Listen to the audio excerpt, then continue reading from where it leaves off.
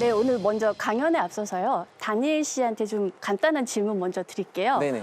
혹시 한국어 배우실 때 좀 어려우셨던 부분 있으실까요? 생소하고 어려웠던 거는 일단 발음이었죠. 예를 들면 상티귿, 상시옷, 뭐 떡볶이 뭐 이런 발음 우리가 어쨌거나 좀 연습 많이 해야만 했었고요. 문법적으로도 많이 이제 다르기 때문에 생소했던 부분들이 많았었던 것 같아요. 그러면 한글을 배우실 때는 어떠셨나요? 그것도 세상 어려우셨나요? 쉬우셨죠? 한글은 세상 쉬웠죠. 네네. 네. 제가 먼저 이런 말씀을 이렇게 드린 이유가 뭐냐면 우리가 이제 언어랑 문자를 좀 구별해서 먼저 생각을 해볼 필요가 있다라는 말씀을 드리려고 여쭤본 거였어요. 인류가 일단은 말을 하기 시작을 한 거는 한 수십만 년은 됐죠. 근데 거기에 비한다면 문자를 사용하기 시작한 거는 가장 오래된 문자를 가지고 얘기를 한다고 하더라도 몇천 년밖에 안 됐거든요. 그러니까 이 얘기는 뭐냐면 문자의 필요성은 상당히 근래에 제기가 됐다라고 하는 거라고 할 수가 있겠어요. 그러면은 우리나라는 어땠을까? 우리나라 사람들도 우리말을 굉장히 오래전부터 수십만 년 전부터 쓰고 있었을 텐데 그럼 처음으로 우리말을 문자를 기록해야 되겠다라고 하는 생각을 했을 때 그럼 어떤 방법을 썼을까? 이런 부분부터 먼저 좀 설명을 드리려고 합니다. 제일 먼저 좀 신라시대로 들어가 보려고 하는데요.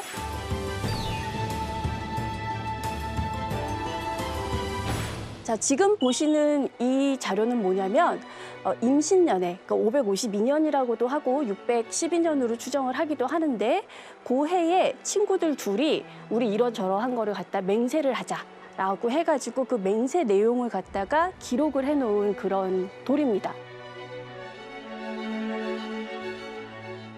근데 이제 뭐 맹세의 내용은 별로 그렇게 어렵진 않아요. 뭐 우리 1년 전부터 공부해오던 게 있는데 그거 계속 열심히 해서 3년 후에는 나라를 위해서 충돌을 집지하고 충돌을 꽉 쥐고 허물이 없이 잘 해보자라고 하는 그런 내용을 담고 있습니다. 근데 이제 이 비석의 특이한 점은 뭐냐면 그 충돌을 집지한다라고 하는 표현이에요. 충성의 도리를 꽉 잡는다. 근데 이거를 갖다가 원래 한문으로 표기를 하면 한문은 문법상 서술어가 먼저 나오고 목적어가 뒤에 나와야 돼요. 그래서 집지충도라고 써야 됩니다. 근데 여기 비석에는 어떻게 돼 있냐? 우리말 어순에 따라서 충도 집지라고 돼 있어요.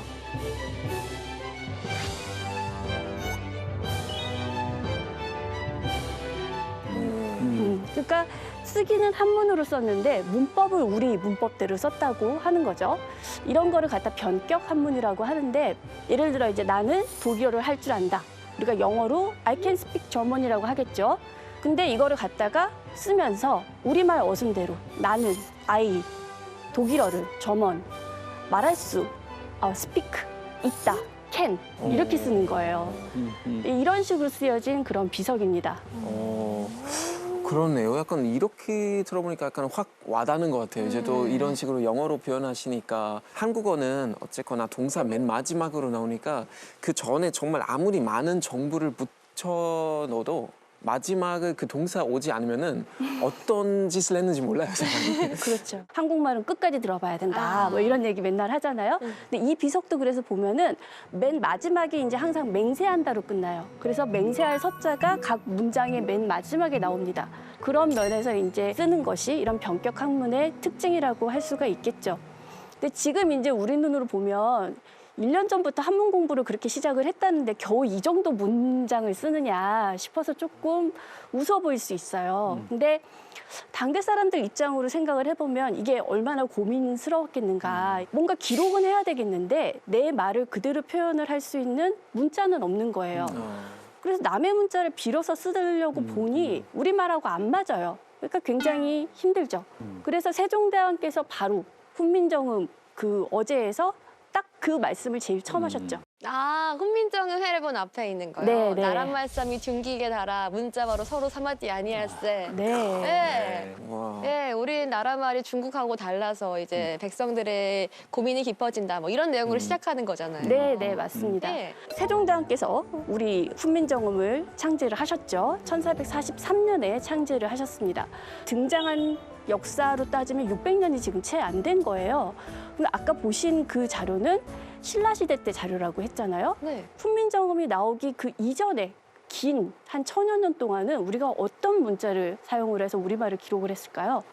주로 네. 한문 쓰지 않았을까요? 그 역사적 자료 보면 다 한문 써 있고 그랬던 것 같기도 하고 또 예전에는 또 이두, 향찰, 어, 네, 이두 향찰 막 이런 네. 것들 떠오르는데 역시 국문과. 네. 교수님들이 굉장히 훌륭하게 가르치시고 잘 배운 학생이네요. 네.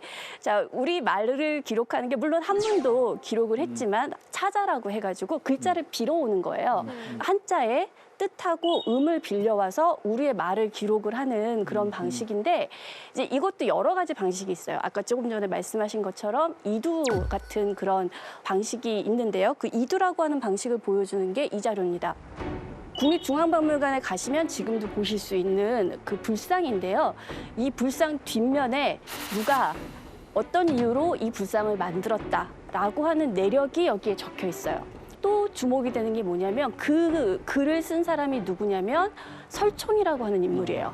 바로 7세기경에 이두라고 하는 그런 차자표기법을 집대성했다고 알려진 인물이 바로 여기에 이 뒤에 글을 갖다 쓴 거죠. 그리고 실제 이 글도 보면은 그 이두를 활용한 이두문으로 그렇게 표현이 되어 있다고 해요. 이런 우리말을 표기하는 차자표기법을 이용을 해서 삼국시대부터 이제 글을 썼고요. 아까 이제 향찰 말씀도 하셨는데 이 향찰은 신라시대 때뿐만 아니라 고려시대에도 이렇게 사용이 됐습니다.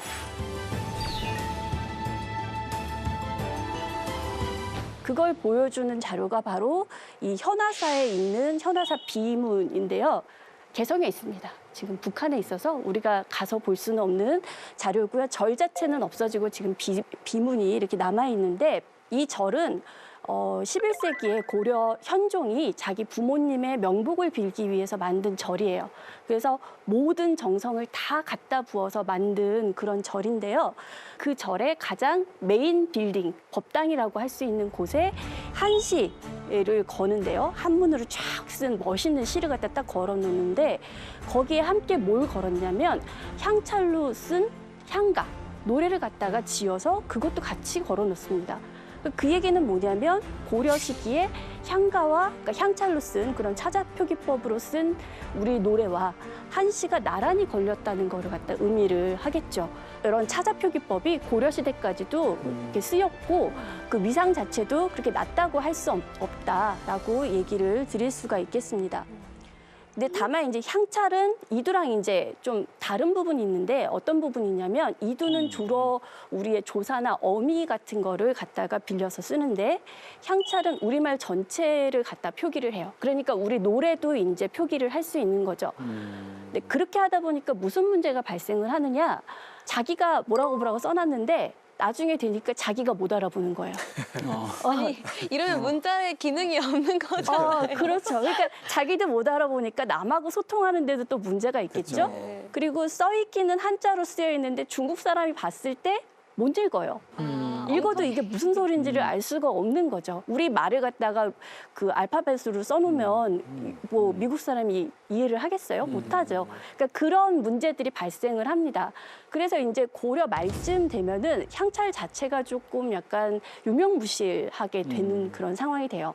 그래도 우리 역사에서는 계속 이런 문자들이 사용이 됩니다.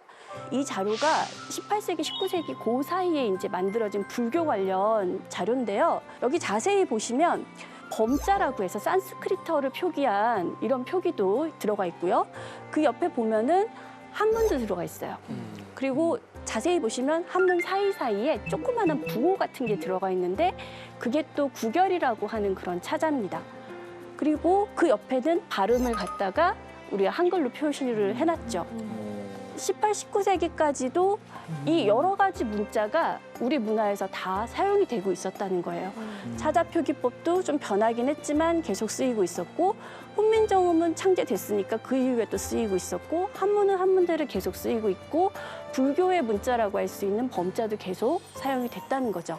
와, 너무 신기해요. 그러니까 저는 사실 한문하고 한글밖에 몰랐는데 이렇게 다른 문자들도 있었다는 건 전 오늘 처음 알게 된 사실이라서 개인적으로 되게 흥미로운데 한국 분들 기본적으로 다 알고 계시는 아니요, 저희도 사실 익숙하진 않아요. 쌤, 근데 이두나 향찰 이런 거를 우리가 쓰질 않으니까 쌤도 익숙하시지 않으시잖아요. 그러면 요즘은 전혀 쓰지 않으니까요. 네. 하지만 옛날에 이런 게 있었다. 서양 사람들이 라틴어 생각하듯 하면 되는 거죠. 보통 이렇게 한문이 그래서 서양의 라틴어처럼 동아시아 사회에서 보편 문어로 이제 기능을 했다라고 그렇게 얘기를 합니다. 근데 그러면 중국 주변의 다른 나라들도 다 한문만 썼을까요? 어땠을까요? 한문만 쓰진 않았을 것 같은데요. 그렇죠? 아, 예, 그렇죠. 다른 이런 비슷한 뭐 차자 표기를 비롯해서 다른 문자들도 좀 있었을 것 같고. 그 나라 사람들도 똑같은 고민을 갖고 있었겠죠. 네. 우리 말을 표기를 해야 되겠는데 문자가 없어. 어떻게 해야 되지? 하는 그런 이제 문제를 갖고 있는데요. 중국의 당나라 이후에 성립이 됐던 주변의 여러 나라들은 보면 다 자기 문자를 만들었어요. 거란 문자, 뭐 여진 문자, 뭐 몽골족 같은 경우에는 뭐 파스파 문자, 그리고 티베트 지역의 뭐 서하 문자, 그리고 나중이긴 하지만 만주족이 세운 청나라에서는 만주 글자 같은 이제 자기 말을 그렇게 표기할 수 있는 문자를 만드는데요. 기본적으로 문자라고 하는 거는 국가하고 굉장히 관련이 깊다고 얘기를 해요. 국가가 강한 행정력을 갖추려면 중앙에서 내린 명령이 지방 끝까지 잘 전달이 돼야 되잖아요. 그러니까 그런 행정력이 강한 국가를 만들기 위해서는 문자가 필요했던 거죠. 그래서 이런 분위기 속에서 고려가 망하고 조선이 건국이 됐습니다. 조선이 건국된 상황에서 우리가 이제 새로운 문제를 갖게 되는데 차자표기법이 있기는 하지만 그걸 오랫동안 사용을 해오긴 했지만 우리말 전체를 표기할 수 있는 문자 수단은 사실상 유명무실해졌던 그런 상황이라는 거예요.